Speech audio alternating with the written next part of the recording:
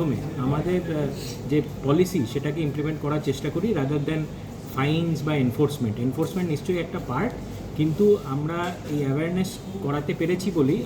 Last 10 বছর ধরে প্রায় আমাদের যে ট্রাফিক অ্যাক্সিডেন্টস ফিগার আজ থেকে 10 বছর আগে যা ছিল তার 30%-এর বেশি আমরা কমাতে পেরেছি। গত বছরের থেকেও আমরা এবারে 17% to 18% ফিগার কমাতে পেরেছি। আমরা চেষ্টা সবসময় থাকবে যে এই প্রোগ্রামগুলোর মারফতে মানুষ যেন নিজেরা অ্যাওয়্যার হয়, মানুষ যাতে নিজেরা বোঝে যে আমরা এইগুলো আমরা যেটা ট্রাফিকের কাজ সেটা তাদের ফাইন করার জন্য না, তাদের এখান থেকে রেভিনিউ কালেক্ট করা না,